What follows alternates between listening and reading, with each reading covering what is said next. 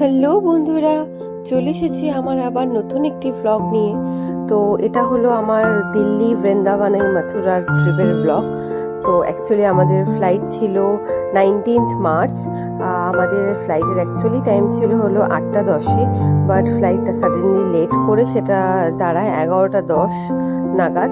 তো আমরা সকালবেলায়, যেহেতু আমরা অলরেডি ভেবে রেখেছিলাম দিল্লিতে 10টার মধ্যে পৌঁছে যাব, তাই ওখানে খাওয়া দাওয়া করবো, কিন্তু যেহেতু ফ্লাইট লেট করে তাই আমরা শিলিগুড়ি থেকে টিফিনস, যেটা আমাদের রেস্টুরেন্ট আছে সাগর বাই টিফিনস, সেখানে একটু সকালে হালকা করে ব্রেকফাস্ট খেয়ে নিলাম। আমি খেয়েছিলাম ধোসা, সবাই আমরা ধোসাই খেয়েছিলাম। তো ধীমান ক্লাব কচুরি খেয়েছিল, এবং সেদিন যেহেতু গুড়ি পাওয়া ছিল তাই আমি ধীমানকে মানে টিফিনসে যে সুন্দর ডেকোরেশনটা সেটা দেখাতে বলছিলাম।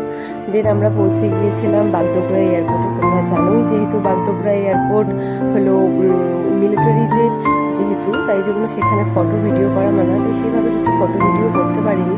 সামান্য যেসব ফটো ভিডিও করেছিলাম সেগুলো তোমাদের সাথে শেয়ার করলাম।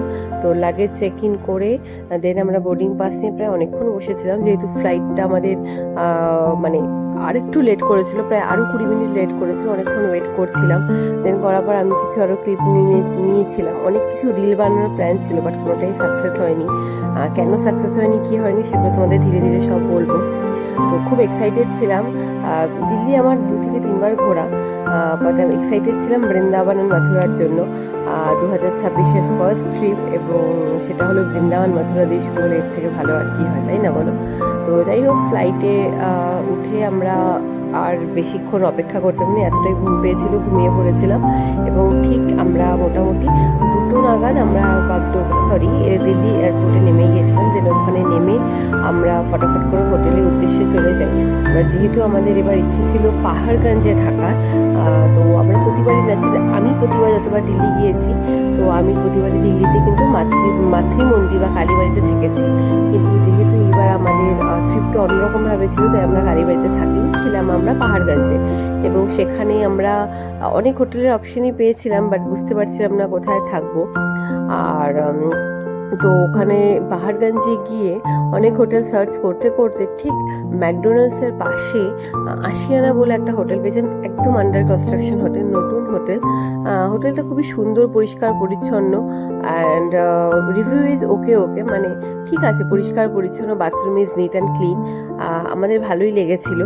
এবং তাই আমরা এয়ারপোর্ট থেকে বেরিয়ে মোটামুটি রিভিউ চেক করে আমরা হোটেলের উদ্দেশ্যে রওনা দিই। এটা ছিল আমাদের হোটেল, অলমোস্ট পাশাপাশি ছিল, তোমরা দেখতেই পাচ্ছ, আন্ডার কনস্ট্রাকশন বলে হোটেলে কমপ্লিট কাজ হয়নি। রুমগুলো মোটামুটি ভালো ছিল, ক্লিন অ্যান্ড ক্লিয়ার, এসি ছিল, গিজার অ্যান্ড অল দ্য মানে যা যা দরকার হয় এমনিটি সবই ছিল।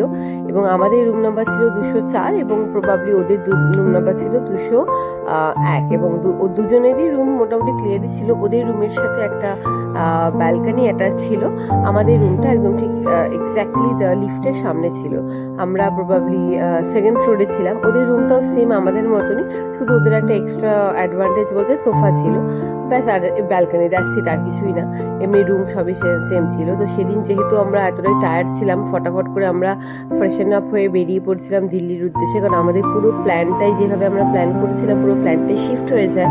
কারণ আমাদের যেভাবে করে একটা টাইম রেগুলেশন সেট করা ছিল, সেটা যেহেতু মানে পিছিয়ে যায়, তাই আমরা সেভাবে করে নিজেদের প্ল্যানটা অ্যাকর্ডিংলি চেঞ্জ করে নিই। এবং দিল্লিতে গিয়ে জাস্ট দেখি প্রচণ্ড বৃষ্টি এবং ঠান্ডা, আমাদের জাস্ট পুরো ব্যাপারটাই ভেস্তে যায়। এবং বৃষ্টি তোমরা দেখে বুঝতেই পারছো, ভালোই বৃষ্টি হচ্ছে এবং প্রচণ্ড ঠান্ডা, যাকে বলে বিভৎস ঠান্ডা। এবং আমি যাদের সাথে গিয়েছিলাম, মানে আমার ইনলস, মানে আমার ননাস, ও প্রচণ্ড ঠান্ডায় কাবু। তো আমরা দুজনেই প্রায় অলমোস্ট পাগল হয়ে যাচ্ছিলাম ঠান্ডায়। আর তো আমরা এবার প্রথমেই প্ল্যান করেছিলাম, যেহেতু ইন্ডিয়া গেটটা আমাদের একটা প্ল্যানের মধ্যে সেদিন ছিল, তাই ভেবেছি যে আমরা আগে ইন্ডিয়া গেটটা দেখে আসি। তো সেই মতন আমরা উবের করে নিই, একটু লাঞ্চ করে নিয়েছিলাম। এবং গ্যাসের সমস্যা বলে দিল্লিতে ওরা মোটামুটি প্রত্যেকটা রেস্টুরেন্ট একটা টাইম স্লট অবধি ওরা খোলা রাখছিল, যার ফলে আমাদের একটু খাওয়া পেতে অসুবিধা হয়েছিল। যাই হোক, একটা ছোট্ট একটা ধাবায় আমরা রুটি পেয়ে গেছিলাম, তো সেগুলো খাওয়া দাওয়া করে মোটামুটি বেরিয়ে যায়। ওরা কেউ ড্রেস চেঞ্জ করেনি, বাট আমি যেহেতু ট্রলি ভর্তি এতগুলো জামা নিয়ে গিয়েছি, ড্রেস চেঞ্জ তো বানতে হয় বলো। তো যাই হোক, তো আমরা পৌঁছে যাই দিল্লিতে ঠিক ইন্ডিয়া গেটের সামনে ক্যাবে করে। এবং বুঝতেই পারছো ওয়েদার ভালো ছিল, কিন্তু একটা মুখের মধ্যে একটা বিধ্বস্ত অবস্থা ছিল। আর সত্যি হবে তোমরা আমাকে জানিও আমার আউটফিটটা কেমন লাগছে। আমি জিন্স আর চেঞ্জ করিনি, জাস্ট উপরে টপসটা চেঞ্জ করেছিলাম। আর ইন্ডিয়া গেটের সামনে এত সুন্দর এই ফুলের এই জিনিসটা আমার ভালো লেগেছিল, তাই তোমাদের সাথে একটু ছোট্ট মানে ক্লিপ শেয়ার করে দিলাম। আর যেহেতু অন্ধকার হয়ে আসছিল তাই ভিডিওগুলো ঠিক প্রপারলি আসছিল না, যাই হোক। এবং যেটা সবচেয়ে কষ্ট হচ্ছিল ভিডিও করতে, প্রচণ্ড ঠান্ডা এবং আমি ঠান্ডা জাস্ট জমে যাচ্ছিলাম, যেহেতু ইন্ডিয়া গেটের সামনেই তোমরা জানো একটা ঠিক ক্লোজড আর মানে জায়গা আছে, জলের জায়গা, যেখান থেকে বিভৎস ঠান্ডা আসছিল। আমি জানি না, তুমি দেখে বুঝতেই পারছো যে কি পরিমাণ হাওয়া দিচ্ছে। জানি না কেন বাকি আর অনেকেই মানে যে লেভেলে স্লিভলেস পরে এসেছিলো তাদের ঠান্ডা লাগছিল কিনা জানি না। এই যে সেই রিভারটা, মানে রিভার বলবো না, ক্লোজড একটা ওয়াটার, যেখান থেকে হু হু করে ঠান্ডা আসছিল। তো এখানে ঠান্ডায় জমে গিয়ে আমরা একটু কর্ন খেয়ে নিয়েছিলাম, তো সুইট কর্ন খেয়ে আমরা বেরিয়ে পড়ি সরোজিনী মার্কেটের উদ্দেশ্যে। বিকজ আমি কোনো রকম কোনো ড্রেস সেভাবে ক্যারি করিনি, বিকজ আমি ভেবেছিলাম সরোজিনী মার্কেট থেকেই সব কিছু শপিং করবো। কিন্তু পুরো প্ল্যানটাই বানচাল হয়ে যায়, কারণ দিল্লি থেকে দেখি প্রচণ্ড বৃষ্টি। এবার তোমাদের সাথে আর একটা ইন্টারেস্টিং ফ্যাক্ট শেয়ার করি। প্রথম দিন আমাদের যে ক্যাব ছিল, তো যিনি আমাদের সরোজিনী মার্কেট ড্রপ করেছিল তিনি অ্যাকচুয়ালি লেডি ছিল। আমার দেখা ফার্স্ট লেডি ক্যাব ড্রাইভার, আমার খুব ভালো লেগেছিল।